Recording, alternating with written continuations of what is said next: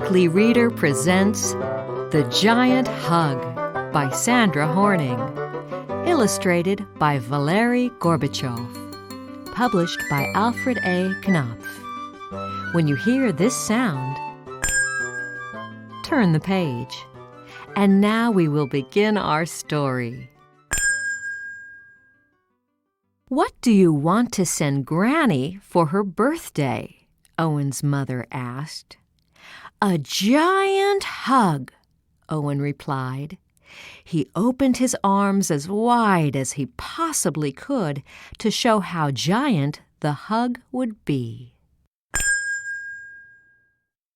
"Do you want to draw a picture of you hugging Granny?" his mother asked. "No," Owen said. "I want to send a real hug. I'll give the mailman a hug and ask him to send it to Granny." They gathered their letters and walked to the post office in town.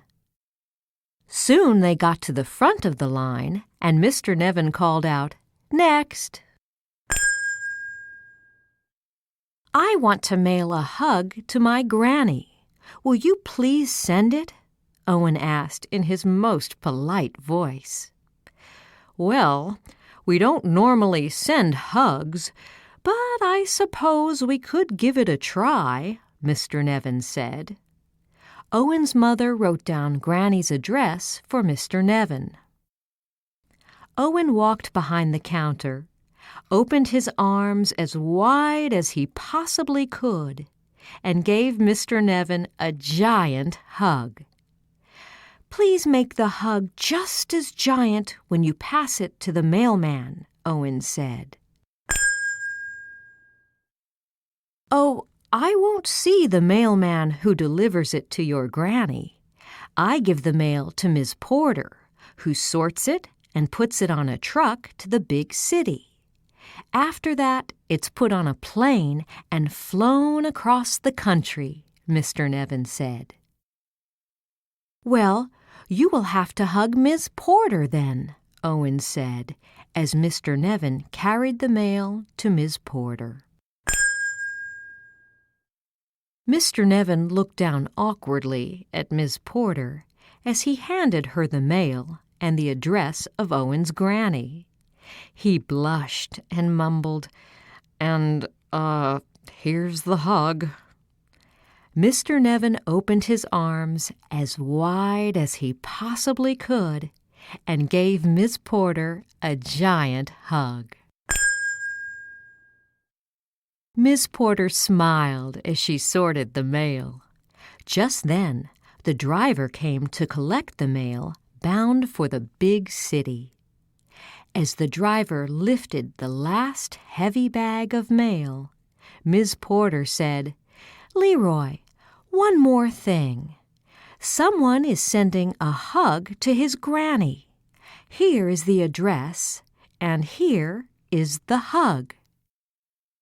Miss Porter opened her arms as wide as she possibly could and gave Leroy a giant hug. Leroy laughed and said, "Now that's a piece of mail you don't see too often." Leroy whistled on the way to the big city. After unloading the mail, he checked the schedule to see who was driving the mail to the airport. It read James. Leroy found James in the break room eating his morning snack. "Hi, James.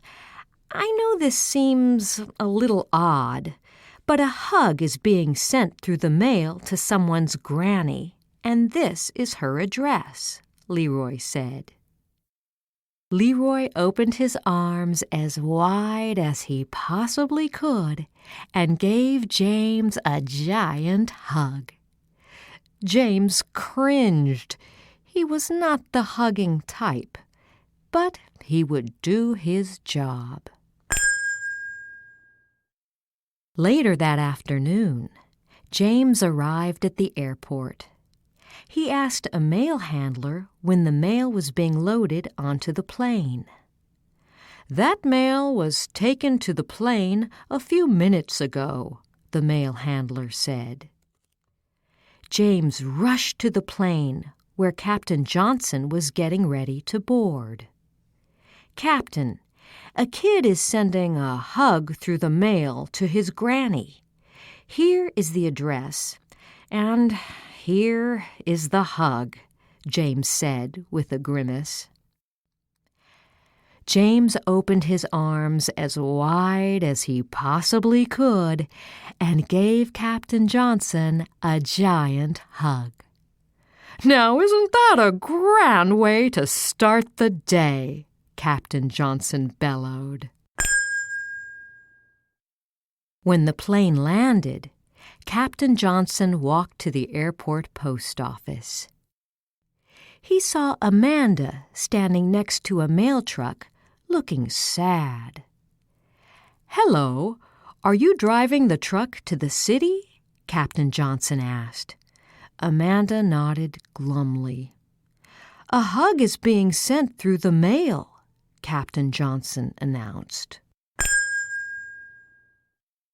Captain Johnson opened his arms as wide as he possibly could and gave Amanda a giant hug. Amanda brightened and said, "Thank you." She bobbed her head to the music as she drove. After unloading the mail, Amanda went to find Chad, the driver taking the mail to Granny's town. "Chad, a hug is being sent through the mail.